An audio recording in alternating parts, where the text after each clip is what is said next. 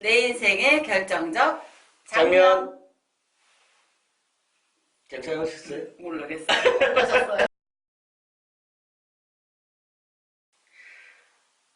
안녕하세요.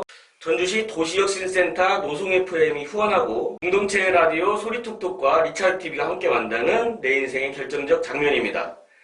제 옆에 와 계신 분은 사실은 저희 프로그램은 굉장히 유명하신 분들만 이렇게 모시기로 했는데 어떻게 유명하세요?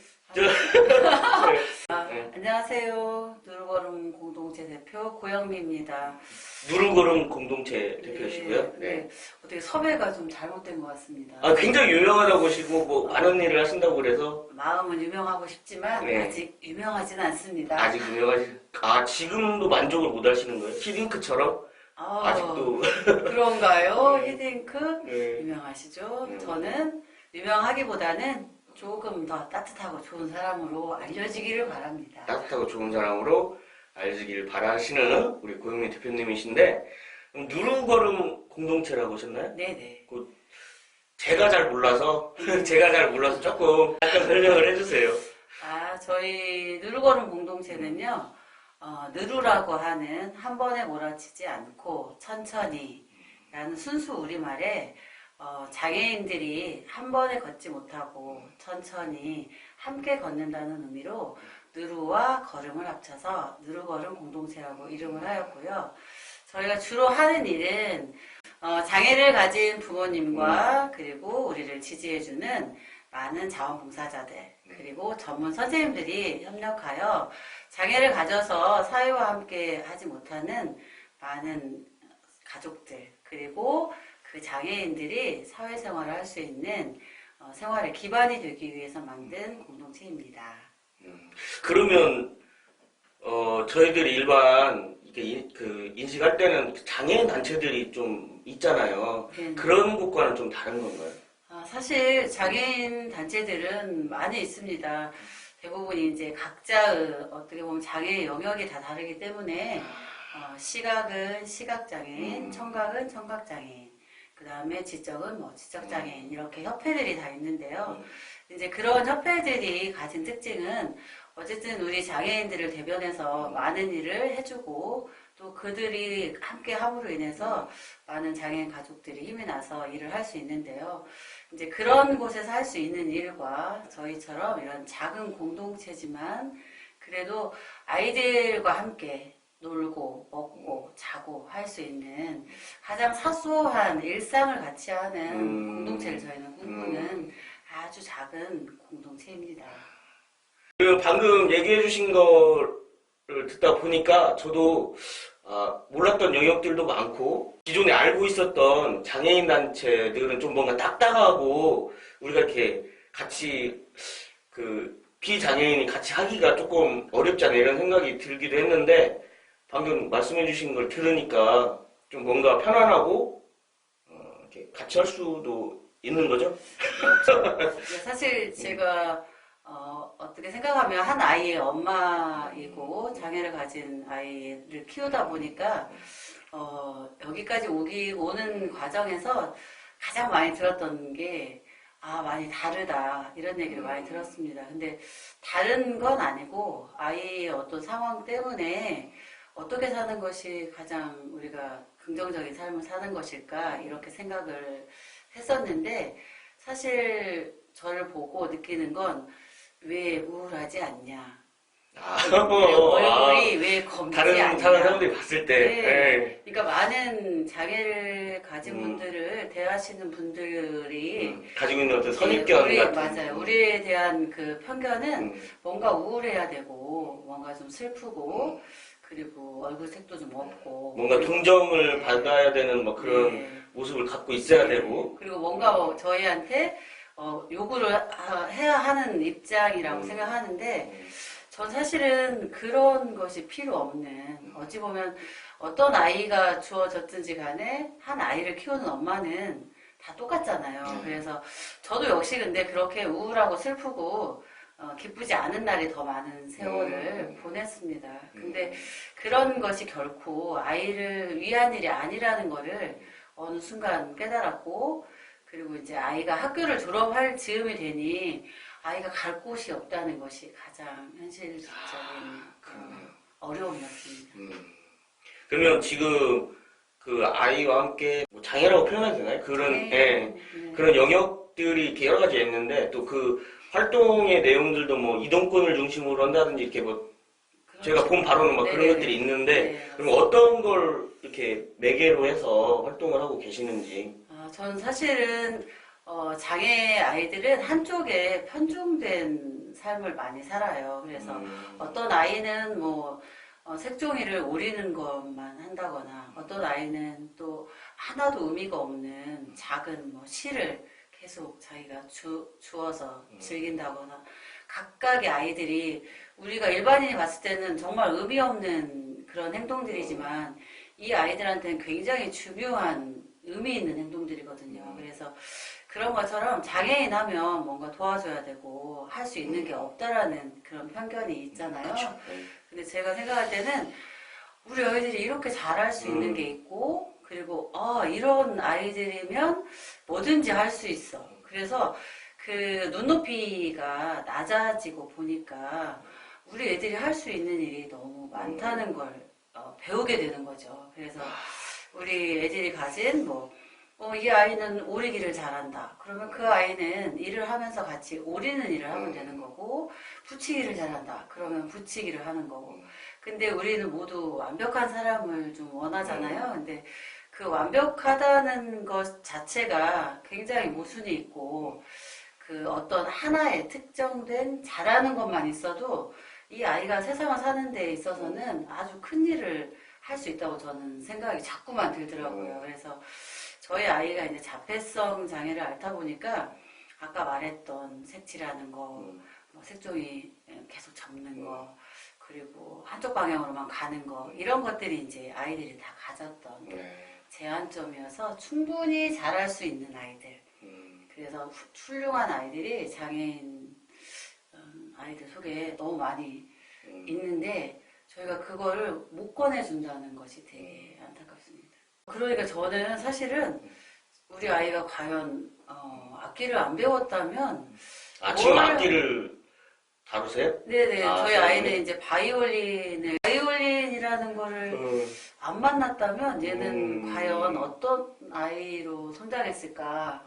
음악 쪽에 좀 재능이 있었네요. 그러니까 이 아이는 음악을 재능이 있는지는 몰랐습니다. 저희 아이가 이제 너무 오랜 시간, 네. 12년을 저에게 아무 말도 안 해줬기 때문에 저는 이 아이가 음악적인 재능이 있는 줄은 몰랐는데 일단 차를 타면 CD를 켜야 했고요. 그리고 그 CD를 들으면서 드라이브 하는 거를 너무 좋아해서 우는 순간이 되면 계속 음악을 들려줬던 것 같아요. 그리고 이제 다행히 언니가 또 음악을 하던 터라서 매일 피아노 소리와 플룻 소리를 듣고 있었는데 이 아이가 악기를 해낸다는 생각은 전혀 없었고요. 제가 어떤 책을 봤는데 그 책에 예민함을 예민함으로 다루라는 그런 문구를 제가 책 제목은 모르지만 읽었던 것 같아요. 그래서 예민한 아이가 바이올린이라는 것을 한다라면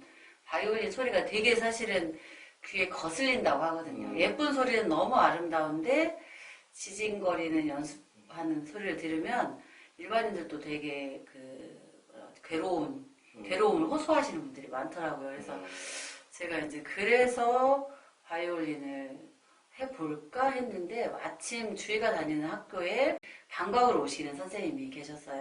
근데 그 선생님이 제가 보기에는 너무나 아이들을 사랑하시고 그리고 정말 너무 성품이 좋으신 그래서 저 선생님이라면 한번 해볼 수 있을까? 이렇게 생각을 해서 제가 선생님을 찾아뵀습니다. 근데 저희 선생님께서 아이가 어떤 물건을 주면 던지느냐 그래서 그걸 다 부시느냐고 물어보더라고요. 그래서 그렇지는 않고 순하다고 했더니 그러면 한번 데리고 와봐라.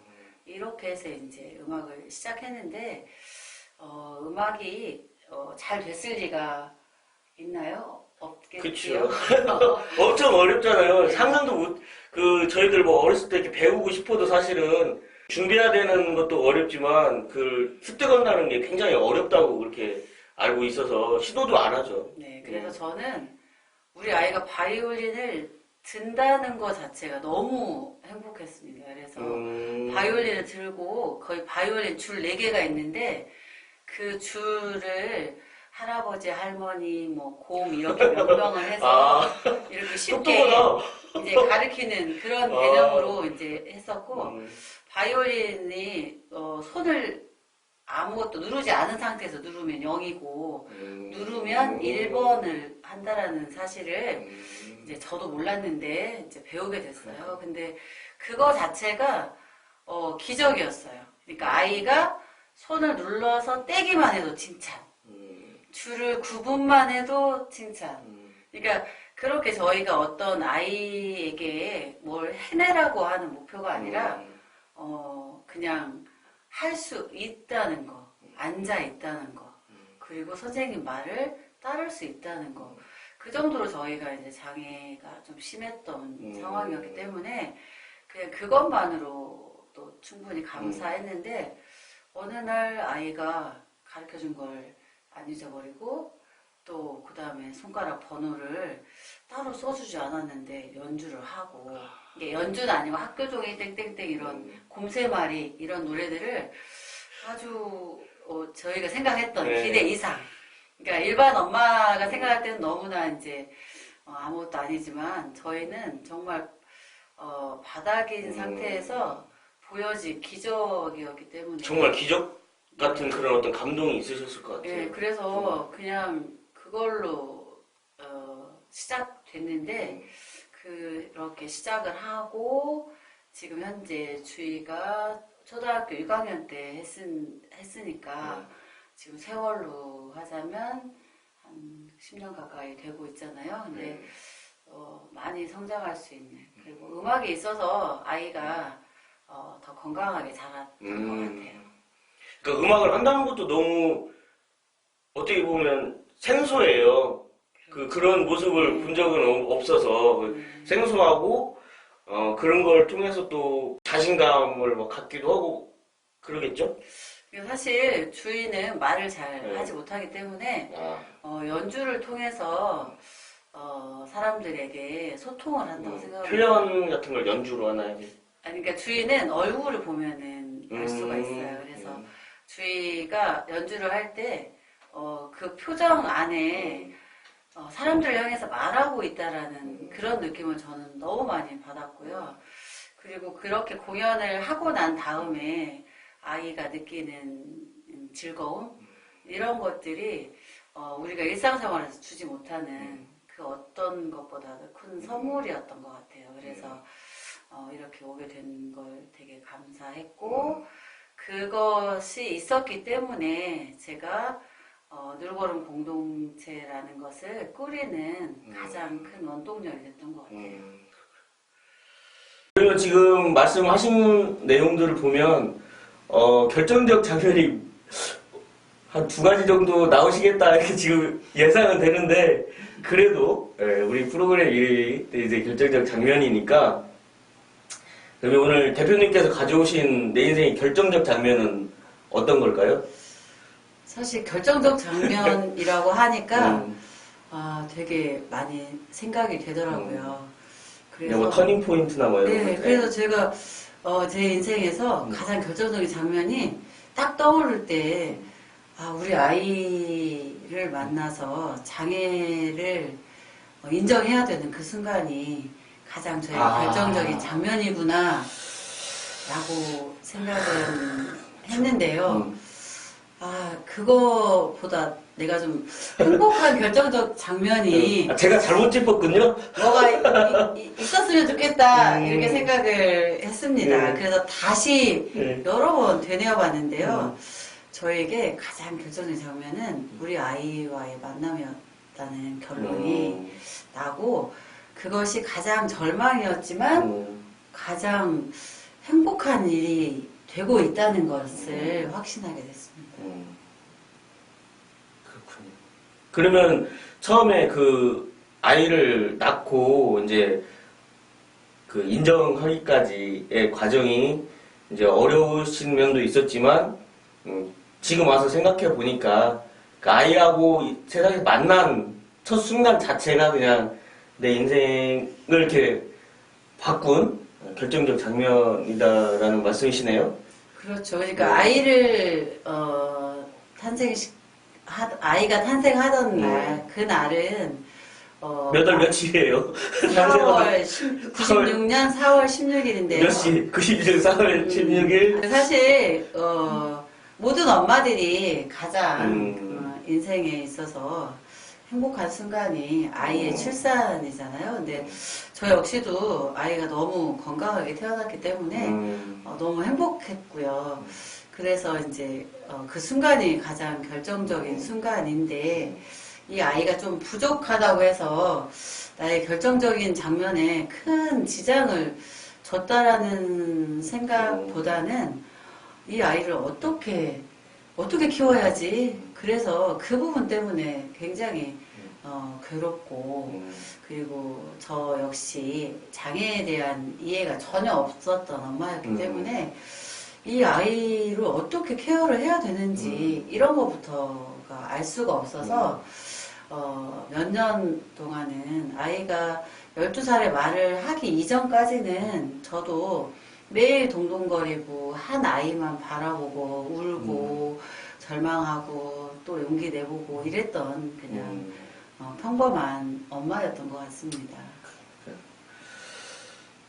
그러니까 저는 제가 예상했을 때 이제 결정이 자면은 악기를 배우고 음악을 하고 거기서 뭔가 변화된 어떤 삶에서의 어떤 활력을 다시 찾는다고 해야 되나 그런 거지 아닐까 이렇게 예상했는데 방금 말씀하시는 걸 듣고 제가 아직 세상을 덜 살았구나 그걸 느꼈어요.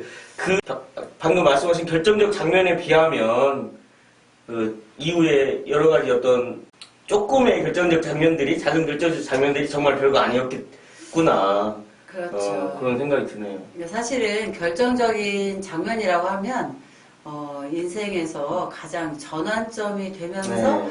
뭔가 큰 성과를 낼 때를 그렇죠. 저희가 생각하는 것 같아요. 네. 근데 사실 저는 주위를 만나지 않았다면 지금 현재 이런 공동체를 꾸릴 생각도 못했을 거고 그리고 이런 특수 쪽의 길은 저와는 너무나 먼 그리고 한 번도 생각해보지 않은 길이었거든요. 그렇기 때문에 이 아이가 저에게 온 것이 처음에는 굉장히 어려운 고통이었지만 아이를 키우면서 지금 돌아보면 참 많은 사람들을 만나게 되었고 그리고 아이를 통해서 너무 감사하고 또 행복하게 해주는 사람들을 만났던 것 같아요. 그래서 제가 아이를 만나서 힘들어하기 이전 그러면 그 순간이 과연 정말 행복하고 좋았느냐라고 돌아봤을 때 그것은 제 인생에 있어서 그냥 가장 평이한 한 남편의 아내로서 그리고 그냥 직장 생활을 하는 한 여성으로서 아주 평범한 삶을 살고 있었을 것 같아요. 근데 저희 아이를 만남으로 인해서 제가 한 번도 꿈꿔보지 못했던 장애에 대해 생각해보고 또 그리고 함께 나누는 삶이 무엇인지 그리고 내가 남을 위해서 할 수 있는 일이 있는 사람이구나 이런 거를 아이를 만나지 않았으면 제가 어떻게 깨닫고 생각지도 안 해봤던 길을 네. 걷게 되신 계기를 만들어줬네요. 그렇죠. 자녀분이. 사실은 요즘 같은 경우는 저희 집에서 이제 자주 하는 이야기인데 우리 집의 가장 스타는 우리 주희고 우리는 주희로 인해서 너무 많은 혜택을 누리고 있지 않냐 이런 이야기를 하게 됩니다. 그래서 사실 어떤 분들은 아이가 장애가 있다는 말을 들음과 동시에 힘들겠네. 애쓰네요. 힘드시죠? 네. 라고 하는데 제가 조금 더 그릇이 덜 됐을 때는 그런 말들을 들었을 때 되게 좀 부담스럽고 아니 왜 꼭 저렇게 말하지?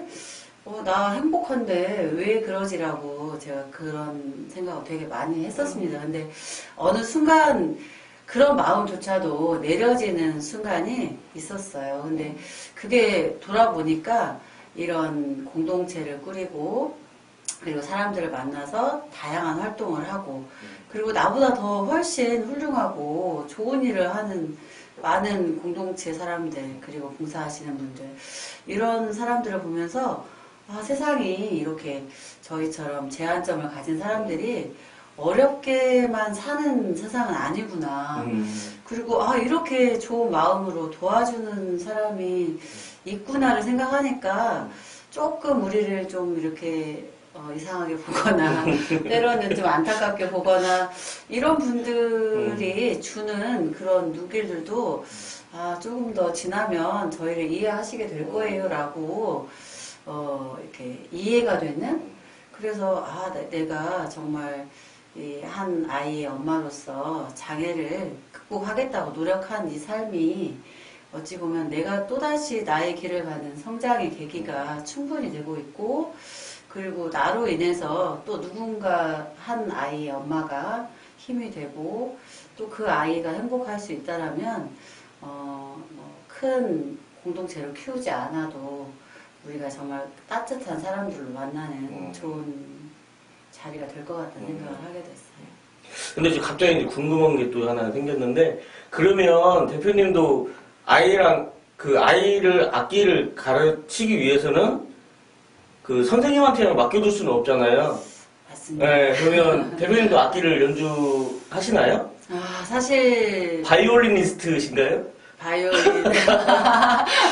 바이올리스트이고 싶습니다. 근데 사실 엄마는 참 용감하다라는 말이 있잖아요. 근데 저도 사실 아이가 음악을 통해서 이렇게 이런 길에 들어설지를 몰랐고 아이가 정말 사람들 속에서 연주할 수 있다는 걸로 너무 감사해서 이 아이가 어떤 오케스트라나 이런 데 들어가서 정말 열심히 했으면 좋겠다 이런 생각이 들었는데 아무도 장애인들을 이렇게 쉽게 받아주지 않을 거라는 제가 편견이 있었어요. 그러다가 몇 년 전에 그 소리문화의 전당에서 가족 오케스트라를 모집한다. 가족 오케스트라. 네네. 그래서 공고를 봤어요. 근데 사실 그때 제가 제일 용기를 얻었던 건 저희 큰아이가 플룻을 연주할 수 있어서 큰아이한테 제가 플룻이면 이렇게 옆으로 이렇게 네, 피리 맞습니다. 진행이 네네. 제가 음악은 문외한이라 피리밖에 몰라서 그래서 제가 플룻을 연주하는 우리 아이를 앞세워서 제가 거기에 꼭 들어가고 싶다라는 생각이 들었습니다. 그래서 제가 그 선생님한테 저희 같은 아이도 함께 할 수 있느냐라고 제가 문의를 했고 그곳에서 오시면 면접을 통해서 하실 수 있을 것 같다라고 그렇게 하셔서 제가 용감하게 갔는데 가장 큰 문제점은 가족이기 때문에 저도 역시 악기를 해야 되는 어쩔 수 없이 이런 상황이었습니다. 그래서 아이만 넣을 수가 없고 그래서 같이 들어가요. 제가 이제 거기에서 용감하게 바이올린을 시작하게 됐어요. 바이올리니스트 맞으시네. 저는 다른 악기인 줄 알았어요. 그런데 제가 용감하다는 이유가 사실 그렇게 해서 제가 바이올린을 우리 주희가 힘들게 배웠듯이 저도 0번, 1번, 2번, 3번 이렇게 운지를 배우면서 했는데 저는 정말 잘 안 되더라고요. 잘 안 되셨다고요? 네, 잘 안 돼서 저희가 이제 6개월마다 공연을 1년에 2번 이제 공연을 했었어야 했는데 제가 주위도 너무 걱정이 되고 저 역시도 너무 걱정이 돼서 공연하는 날 정말 어떻게 공연을 했는지를 모르겠어요. 근데 제가 또 다시 놀라웠던 거는 공연하는 날 그렇게 지휘자 선생님이 많은 이렇게 사인을 주시는 줄을 몰랐습니다. 그래서 모르는 세계가 있어. 네, 그러니까 이걸 한 다음에는 지휘자쌤이 다시 들어오셔서 이렇게 해서 이렇게 하면 시작을 하고요. 다시 나갔다 들어오면 이런 사인이 정말 많은 게 공연이라는 거를 제가 몰랐기 때문에 우리 아이는 말을 알아듣는지 못 알아듣는지 제가 알 수가 없어서 정말 이 공연을 우리 가족으로 인해서 정말 망칠 수도 있겠구나. 제가 이렇게 걱정을 정말 많이 했습니다. 그래서 제가 그날 공연 리허설을 하는데 많은 분들이 무대에 올라가면 백지로 보인다라는 말을 하셨는데 저도 그래요. 경험하셨어요? 저는 이제 악기는 아닌데 뭘 이렇게 하기 위해서 많은 사람들 앞에 서거나 지금 제가 이걸 하고 있지만 이것도 뭐 녹화하잖아요. 근데 네. 많은 사람들 앞에 서거나 뭐 무대에 올라가나 이러면 이렇게 너무 긴장되고 아무 생각도 안 들고 우리 이 조명처럼 하얗게 그렇게 되더라고요. 네, 저는 그때까지만 해도 그런 경험이 없어서 무대에 올라갔는데 정말 악보가 하나도 안 보이는 거예요. 그래서 제가 악보도 안 보이지, 주인은 제 옆좌석으로 이렇게 옆눈질을 하면 보이는 자리에 앉았는데 정말 제가 제 연주를 할 수가 없어가지고 계속 주위만 제가 주시를 하는 상황이었거든요. 그러다 보니까 저는 공연이 어떻게 끝났는지, 제가 어떻게 연주했는지에 대한 기억이 없고, 그리고 제가 그렇게 무대에 서서 활싱크를 할 수 있다라는 걸 처음 알았습니다. 활싱크 하면 이상하시죠? 그러니까 제가 소리를 크게 낼 수 없고 활의 방향만 맞추고 있는 저를. 립싱크처럼 이 활싱크라고 하는 거예요? 네, 그래서 제가 엄마가 용감하다는 게 그렇게 해서라도 어떻게 해서든 연주를 마쳤습니다. 축하해야 되나요? 그래서 그렇게 제가 아이와 함께 3년간을 가족 오케스트라를 하게 됐는데, 제가 그렇게 공연을 함으로 인해서 누르거름 공동체에 장애인과 비장애인이 함께하는 오케스트라가 꼭 필요하다는 걸 그때 저 지나가면서 봤는데 그건가요? 뭐 누르거름 그 뭐죠? 앙상블. 제가 음악을 너무 몰라요. 네. 음악을 너무 모르네요. 너무 부끄럽네요. 근데 누르거름 앙상블 그거 본 것 같아요. 네, 그래서 저희가 누르거름 앙상블을 만들게 된 계기가 사실 장애인만으로도 너무나 멋진 공연을 해낼 수 있고, 또 비장애인만으로도 너무 멋진 공연을 만들 수 있지만, 장애인과 비장애인이 함께하는, 그래서 서로의 부족함, 물론 비장애인이 뭐 부족하지 않을 수도 있지만 그분들이 항상 저희에게 말하는 건 많은 걸 배운다라는 말을 많이 들었고요. 그 배운다가 뭐냐면 우리가 사실 앞만 보고 가기 때문에 모두 완벽하기를 원하잖아요. 근데 항상 저희 가족이 하는 걸 보고 이렇게 아이가 잘하는 거에 이렇게 피드백을 주고 칭찬하고, 그리고 뭔가 이렇게 항상 행복한 미소를 지을 수 있다는 것이 저희 비장애인이 봤을 땐 정말로 부끄럽다. 그래서 이제 그런 부분들이 되게 좋고 아이들에게도 큰 공부가 되는 것 같다는 말을 많이 들었어요. 그래서 제가 아마 그 3년 오케스트라를 안 해봤다라면 어떻게 누르거름 앙상블을 만들었겠어요. 그리고 음악을 제가 전공한 것도 아니고 어떤 음악에 조예가 있는 것도 아니었는데, 그런 그 원동력이 이제 그런 가족 오케스트라에서 경험이었습니다. 엄마는 대단한 존재인 것 같아요. 우주에서 가장 강한 게 엄마라고 그러잖아요. 네. 악기와 음악을 통해서 세상과 교류하게 되는 계기들을 만드셨는데, 전수라고 해야 되나요? 그런 어떤 방식이나 그런 내용들을 이렇게 활용들을 많이 하시나요? 이거 사실 공동체 하면 그냥 우리가 편안하다는 느낌이 있잖아요. 네. 뭘 잘해도 되고 조금 못해도 되고, 네. 우리가 공동으로 뭔가를 할 수 있으면 된다고 생각을 했고요. 많은 분들이 거기 가려면 장애 아이들도 뭐 이렇게 우수해야 되지 않냐 이런 얘기 되게 많이 하세요. 근데 사실 일이라고 하는 게 처음부터 끝까지 다 잘해야 되는 건 없잖아요. 그래서 저희는 아닙니다. 아무나 환영합니다. 왜냐하면 아이가 잘하는 일만 시킬 거거든요. 그래서 아이가 오늘은 컨디션이 좋아서 자석을 잘 붙입니다 하면 자석을 붙일 수도 있는 거고, 공동체라고 하는 그 이름 자체가 사람들에게 좀 가깝게 다가가서 부담 없이 올 수 있는 그런 매개체의 역할이 되고 있다고 생각을 합니다.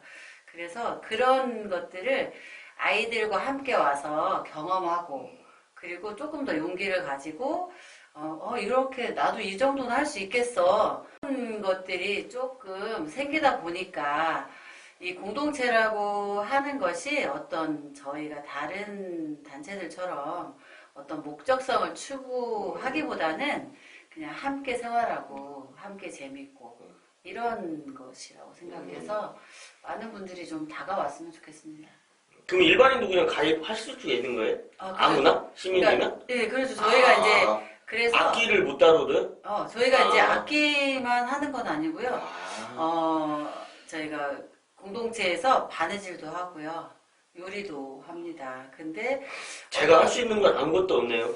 악기도 못하고 바느질도 못하고 요리는 뭐 더. 바느질은 이렇게 도안에 본을 떼고 오리면 됩니다. 그리고 바느질을 못 하시지만 바느질을 못할 때 더 필요한 것 같습니다. 왜? 내가 못하는 걸 해봐야 장애인들의 마음을 더 느끼지 않을까요? 조금 못하지만 이렇게 서툰 이런 걸로 내가 노력하는 것이 그렇네요. 가장 장애인, 우리가 장애 인식 개선이나 이해도를 위한 교육도 많이 받지만, 그 아이들과 함께 내가 부족한 나를 그대로 드러내면서 한 땀 한 땀 같이 바느질 해보고, 또 내가 요리를 못해서 거품을 내야 되는데 달걀 거품이 잘 안 나더라도 이렇게 해서 뭔가를 같이 해낼 수 있다라는 것이 저희는 더 반갑고, 그리고 많은 분들이 장애에 대한 이해가 더 잘 되는 거라고 생각을 합니다.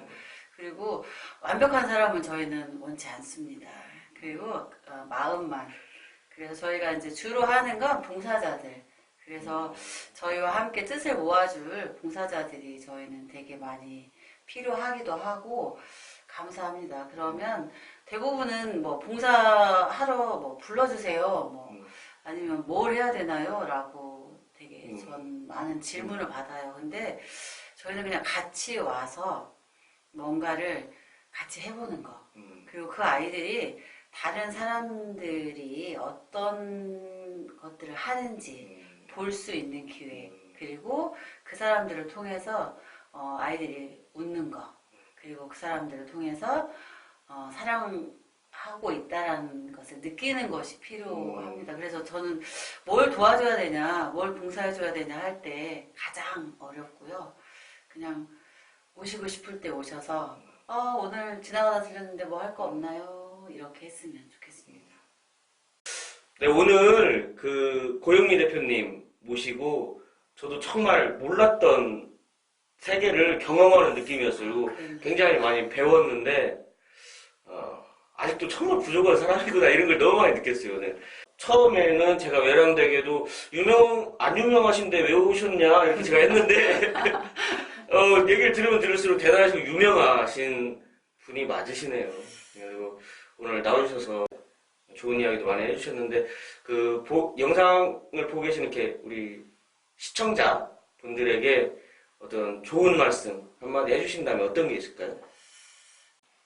오늘 이렇게 초청해 주셔서 너무 감사하고요. 한 아이를 키우기 위해서는 한 마을이 필요하다는 아프리카 속담이 있습니다. 이것은 한 아이를 키우는데 온 마을이 필요하다는 이야기죠. 한 아이가 자라서 어른이 되기까지 그를 둘러싼 가족과 이웃, 그리고 온 마을이 협력해야 한다는 말인 것 같습니다. 저는 이 속담을 통해서 사실 우리 사회에 너무나 많은 아이들이 아프기도 하고 그리고 부족한 가운데 살고 있다고 생각합니다. 한 아이가 자라서 어른이 되기까지 그를 둘러싼 온 마을 그리고 군, 시 그리고 온 나라가 함께 이들을 응원하고 지지한다라면 우리 사회가 걱정하는 복지에 대한 거 그리고 조금 더 소외된 사람들이 행복하지 않다라는 그런 거에서 거리가 멀어질 거라고 생각합니다. 그래서 우리 장애 아이들을 가진 부모님들도 항상 용기 내시고 그리고 우리를 바라보는 따뜻한 눈길 앞으로도 계속 지속된다면 온 마을이 아니라 온 나라가 밝아지고 그리고 우리 사는 사회가 훨씬 더 풍요롭고 안전하리라고 생각이 됩니다. 전주 도시혁신센터 노송 FM이 후원하고 공동체 라디오 소리톡톡과 리차TV와 함께 만드는 내 인생의 결정적 장면 오늘 출연해주신 누르걸음 공동체의 고영미 대표님 감사합니다. 감사합니다. 네. 누르걸음 앞으로 많은 성장이 있도록 사랑해주세요.